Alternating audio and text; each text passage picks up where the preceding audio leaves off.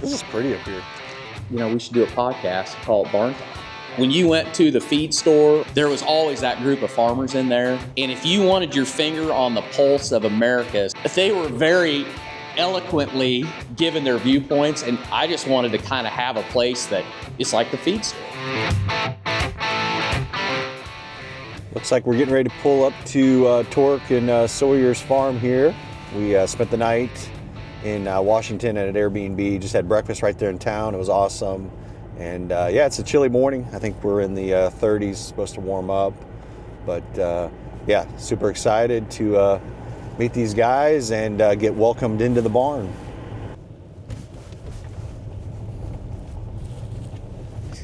You know, my journey away from the farm and back, when I got out of Farrowing in 98, I would have never thought that I'd be raising pigs again. I was so bitter over it.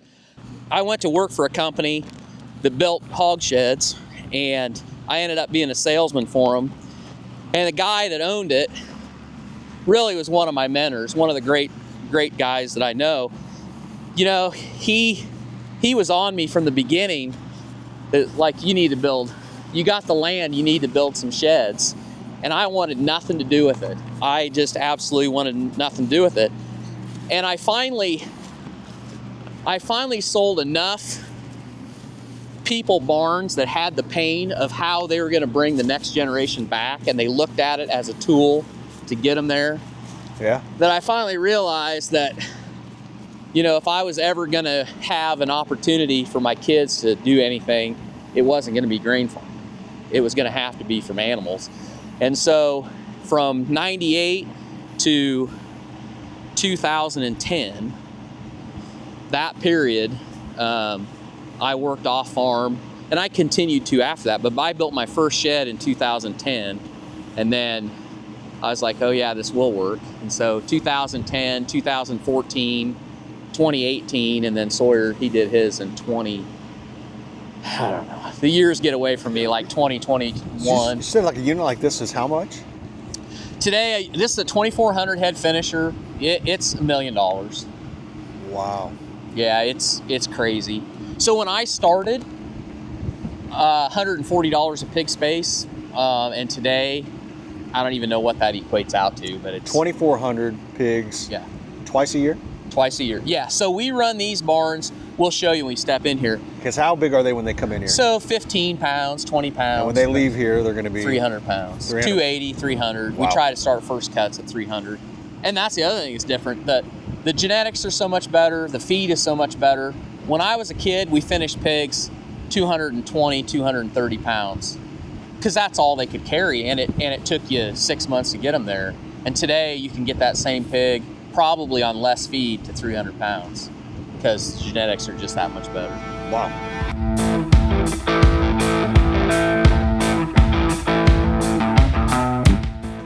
Sawyer and I, we consumed a lot of podcasts. We still do, and we were doing the farm channel, and we both it just kept rolling. It's like we were talking. It just kept rolling around in our heads. It's like, it'd be great to do a podcast. And we would stand up here and just, like, God, we should do a podcast and call it BarnTalk. Yeah. And then we finally, the itch finally just got too strong. We were like, all right, we're going to do it. Yeah, so. We just felt like we had a lot more to say than just what we said on the farm channel. Everybody knew us as farmers, but we couldn't talk about like stuff in depth. And there's also more to us than just ag. So we just felt like there was no barn talk. There wasn't somebody shooting a podcast in a barn, and we weren't using this space. So I just felt like it was perfect, and we didn't want to name it This'll Do Farm Podcast because we wanted to have it separate entity. We wanted to have it separate, but we also wanted it to be more than just farming. Like we that's who we are. That's what is our roots. But we want to have anyone and everyone that has a great American story that's doing great things and just tell their story. It doesn't necessarily have to be ag. So that's why we called it Barn Talk. My inspiration for it was when I was a kid. If my dad was going to town, I always wanted to go because we'd go to the feed store. Mm-hmm. And I talk about how I'm sure I'm no different than many farm kids, but My dad only swore when we were sorting hogs, Other than that, there was none of that. But when you went to the feed store, or you went to the welding shop, or you went to the Oscar Mayer buying station, there was always that group of farmers in there. And if you wanted your finger on the pulse of America as far as politics and as far as what was right and what was wrong, there would always be 4, 5, 6 guys, and they were very eloquently, or not so much, given their viewpoints. And I can just remember as a 9, 10, 11, 12, 13-year-old kid just going in there and just being like, just soaking that in and be like, oh, I hadn't heard that before. And so my inspiration to, because there is none of that. So one, there's so few farmers today. Yeah. And two, nobody goes to the feed store. It's all big. Nobody buys a bag of concentrate or anything like that. So there's just not that sense of community that there once was. But I feel like those voices are still out there, and there is more that we have in common than what we have that we don't. And I just wanted to kind of have a place that is like the feed store. Were the first podcasts downstairs then? The first podcast was here. They were here. Up top? Okay. They were up top. Because there was straw everywhere. Yep, there was straw everywhere. And we sat at that table right there because we had no idea. So the very first episode, which in hindsight is pretty cool, the very first episode that we did is out. It was like trial. It was our trial run of, all right, let's just sit down and do this. And we sat down and did it. We were like, let's just test everything out, make sure it all works, and kind of just riff. And we just riffed, and I was like, we got done, and we were like, well, and then we had to edit it. That was pretty good. And then we went into the editing room and got on Premiere, and we're like, listened to it and cut it down. We were like, man, I think that should be our first episode. So we just put it out. So we just put it out. And at the time, we didn't think anything about it, but we had no idea that we'd still be doing it and that it would grown. And I'm actually really happy that, you can literally go and see the first thing we came up with, which is, and we haven't strangled each other or hit each other with a shovel yet. And so the sad part is we don't even have time to drink hardly. About the only time the two of us get together and have a drink is when we do the Whiskey Minute. And other than that, it's kind of funny. It's taken on a life of its own. But I kind of got into bourbon during COVID, I think, like a lot of people did, because the stories were so interesting. This is pretty up here. Super pretty. Yeah, I like to say that I'm on the edge of the really good ground. So this is my 120 acres here, and then the rest of it is this that rolls off. But from here to, like, you're going up to Holmes's, you're going to Kelowna. If you just go that way, it's just like, just goes on and on. It's just flat as a table. Corn right here, what will you get on a good year? 280, 300. So last year, field average off of this was 275. Crazy. And this was corn on corn. So, wow. And I'm actually going corn on everything from here on out. I've like beans, our bean yields have been, they're good. I say that, like 60 bushel beans, but they've been stagnant at that for 10 years. And I can grow way better corn than I can beans, and I got all the manure to do it.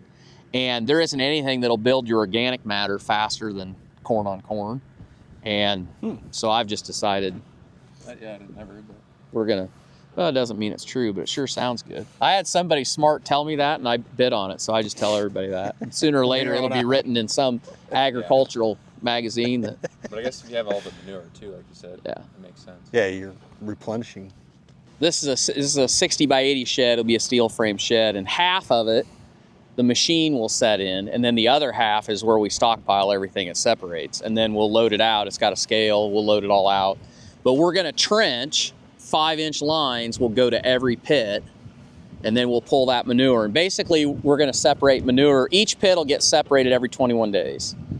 So rather than, having 6 foot of manure in there once a year, we'll probably not have any more than about 8 inches in it. The art of it is how we're going to get that manure out without having solid problems. because the way we do it today is, you come in the fall, you drop 4 noon pumps in and just stir the shit out of it, and then we drag line it. So literally we'll pump an entire building in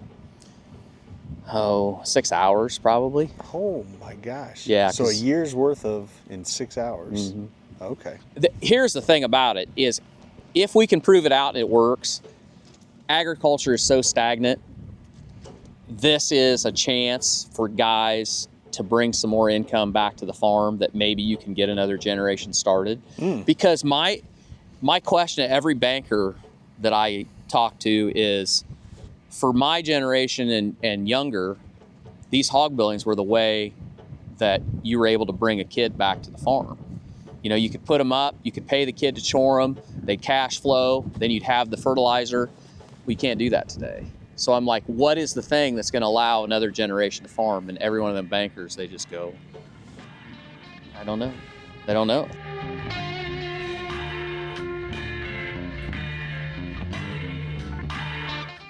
What kind of pigs are these? So these are hybrids. So the company is PIC, Pig Improvement Company is the name of them. And they're basically a white sow, like a York Landrace sow, and they're putting a Duroc boar on it. Now, I say that in that they're not a purebred. So these companies, they're like Pioneer hybrids, right? So the genetics are Duroc, but they very well may have other lines that are blended in there, but Duroc is the prominent. You're going to look at it and it's going to be a red pig, and you're going to go, oh, that's a Duroc. Well, it's really not. So, and there's a lot of consolidation in that business too. When I was a kid, Farmer's Hybrid was what everybody ran, and it was a lot more color in that pig, and the sows, you had a lot of colored sows because you had a lot of guys that were farrowing outside. So the pigs needed to be more durable. Yeah. And today, because a lighter pig will get sunburn, right? Oh yeah. Yep. Right. Exactly. And today we keep everything at the optimal temperature. So your main goal is get as much growth for the least amount of feed. Hey guys, we are getting down to weeks away from the Bulk Freight Conference 2025. This is our 3rd year.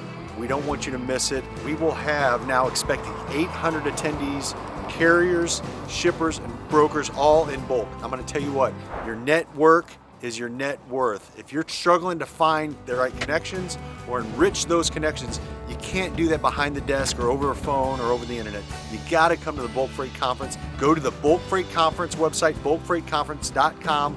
Get signed up today. Tickets are limited. Hotel accommodations are getting limited too. You will find that all on the website. I'm telling you, this is one of the best things you can do to grow your business in 2025. You don't want to miss it. Hope to see you there. God bless. So this is kind of ground zero, and we can open the door and you can just step in the hallway. So these pigs here have been here since we finished them on the 10th of January. But these pigs that you're looking at here were the first ones we got. They came in the day before Christmas is when they came in. And they were about, 15 pounds probably. And we do something that's a little bit unique in the fact that we do what they say, we call it overstocking. So part of the growers within our system, they don't want to have to deal with starting a weaner pig, starting one of those small pigs. They want to get a 60-pound feeder pig that's already had its shots, already started. You don't have to start the building at 80 degrees. Because when we start these, your utility bill is a little higher because we're starting it out at 80 degrees. Then we have to vaccinate them. You kind of you got to mother them a little bit. You got to go through there every day. And if there's a pig that falls out, you got to have like a hospital pen, and you got to keep back some creep feed and baby them along and all that. So they'll put extra pigs in here. So this is a 2,400 head finisher, but right now I have 4,000 pigs in here. But next week, I'm taking 1,200 pigs that are going to be feeder pig size, and I'm taking those out, and they're going to some guy that wants feeder pigs. And then I'll be at the right number I am. And they pay us so many dollars a pig to do that. And the advantage for us is I'm going to buy LP anyway, But having 4,000 pigs in here instead of 2,400, Oh, keeps it warm. more body heat, it's going to be warmer. I burn less gas. But the other advantage is, and this is my salesman hat, what I always told people is you don't realize this, but if you're doing feeder pigs, you'll run 3 groups of pigs through a building in a year versus 2. In 10 years, you will have ran 10 extra groups of pigs through there. Is there any rhyme or reason with what pigs are in any pen, or that's all the same? So when we get the pigs, we know what number we're shooting for when we start. Now, if that's within 40 or 50 pigs. You know, when they wean from the sow unit, they don't know exactly what they're going to wean. But we'll try to split. They'll say, we want you to put 4,000 pigs to a pen, or 4,000 pigs there. And so we know that we're going to put 52 pigs to a pen because that's going to leave us 2 empties that we can use for full pens. And so we literally, all these barns, you can see there that gate is swung open. Yep. Every back gate swings in here. And so when we go to load it, we swing the gates back against the feeder, and you end up with what we call a fast alley down the back. So we'll just dump all the pigs that come that day in that back, and then we'll go along and we'll just count out 52 and swing a gate, 52 and swing a gate. Nice. There's no rhyme to reason. Once we take overstocks out, then we'll go through and we'll fill up the empty pens, and we'll leave probably 3 pens empty, and we'll go through and we'll sort out. There really isn't anything too far off here, but any pigs that are considerably smaller than rest, we'll pull all them out and put them in those pens, and that'll make everything else a lot more even. And then they basically stay there for 4 months. The only other thing we do that's different than a lot of people is we start them where they're single pens. Once we take overstocks, we open every other gate so they're like this, so they run 2 pens together. And we just like that because the pigs have more room. We used to run 4 pens together, but when you code a sorting to load pigs at the end, it's a little more, it's kind of a pain to try to... That many, yeah. It's a big herd then. Yeah, so... Wow, very cool. So these pigs right here that we're looking at, they'll be going to the processor and then out in the store, like grocery store, by... So we filled, early June. We filled, we filled right around the beginning of the year, and in 6 months they'll be gone and they'll be through. So within 4 months you'll see this pork on the store shelves. Yep. Yeah. Now these pigs here, these pigs probably will go to Triumph, and so most of them will be export. Okay. Most of these will go into export markets. Okay. Just because, and it's more logistics than anything else. So you're talking about the time people can drive. Okay, so within the system we grow in, pigs that are further in northern Iowa, they're 2 hours away from us. That trucker can't log, driving up there from Wayland, Iowa, loading those pigs, driving to St. Joe and make it back, so they don't send those pigs down there. Yep. So from here, they can be in St. Joe in, 5 hours? Yep. So they come from Wayland, short drive up here, 20 minutes, load, go to St. Joe, and they can make it home, they can log it. So that's changed their circle on how they... Because the hours of operation rule changes the whole flow of pigs. Wow. It does. So, that's really good. Yeah. Crazy story, but so there's a big gap between my father and I. People are like, that math doesn't seem to add up right. But he was 52 when I was born, and so he was born in 1919. And so he served in World War II.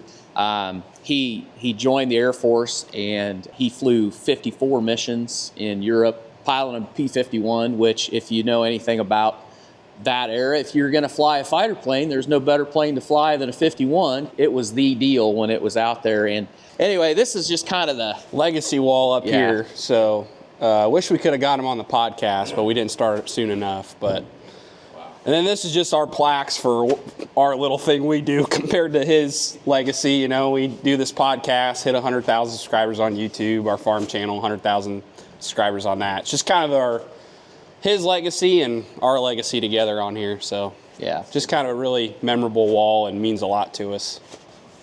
Yeah, and I mean the barn, he built this barn in 52, and this is the easiest job I've ever had in this barn. You know, when I was a kid, it still has the track in it, it still has the forks in it, and spent a lot of summers up here stacking hay, and I just am like, yeah, this is the easiest job that I've ever had in here. And so this is the Farmer Grade HQ. It's an old Schwann's building. Used to be in our town that operated, and I'm leasing it out from the construction business that bought it. When I came back to the farm full time, I wanted to bring value to the operation any way I could think.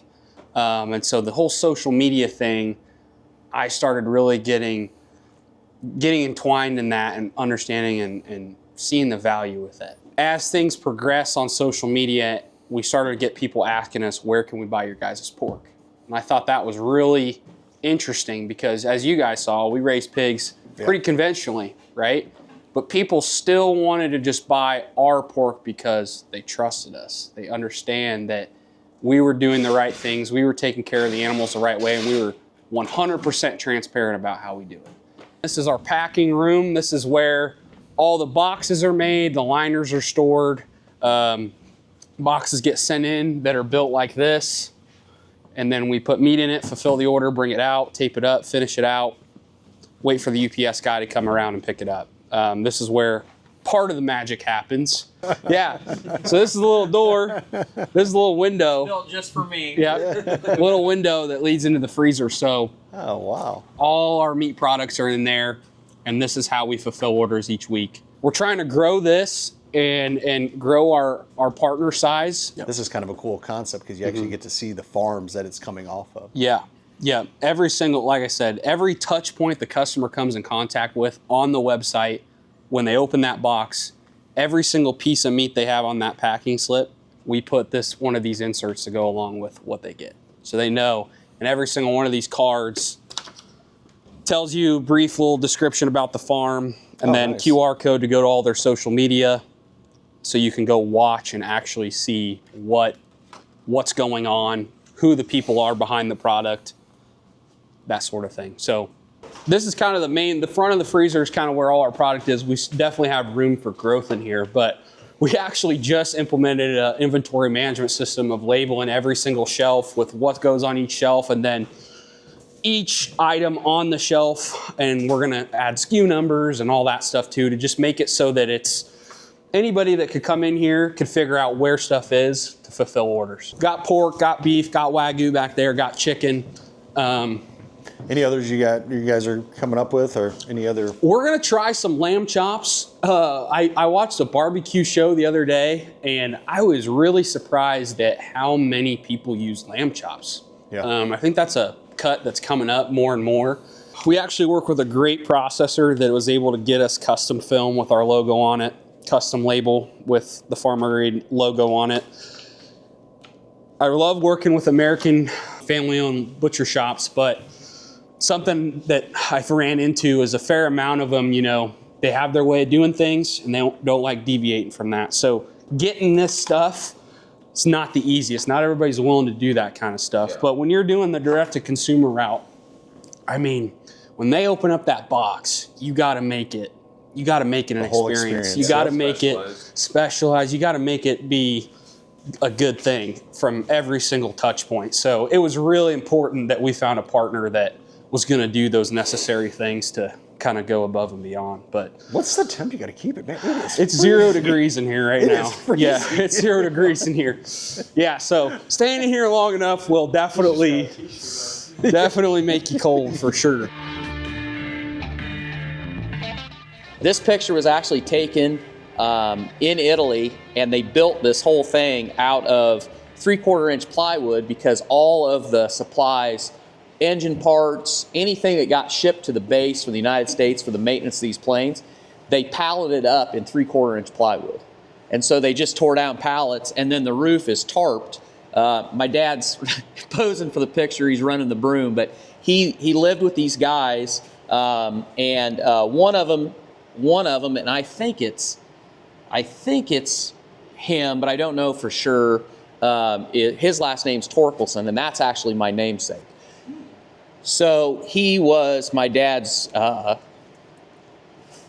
It always kind of gets me a little bit, but he was his wingman for most of the time he was over there, and I never met the guy, but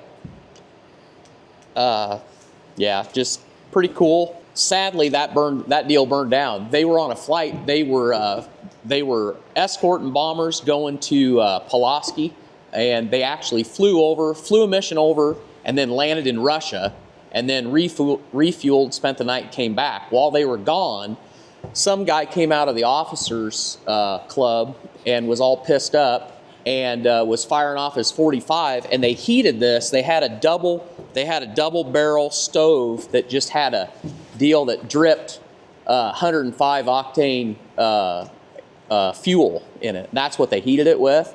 And the guy hit the barrel with a .45 round and blew it up, burnt the whole thing to the ground. And they came home and all their shit was gone. So that's why we've got it. It's a pretty memorable story. But that was also the mission that you had to fly 50 missions and then you could come home. But by the time he had gotten to that point, he was the operations officer. So he set up who was going to fly and what planes were going to fly, and just did a lot of, he could type. So that's how he got that job. And they asked him to stay on, and he did. And he flew 4 more missions. And on that mission, I think there were 7 of them that didn't come back. I don't know for sure, but a couple of guys that he knew really, really well, and that was what sealed the deal. And he came back and said, I'm done, and he came home after that. And so I think that if my dad was alive, we started this after he had passed away, but I think he would have some smart ass remark about us coasting, on doing this. But anyway, Yeah, no.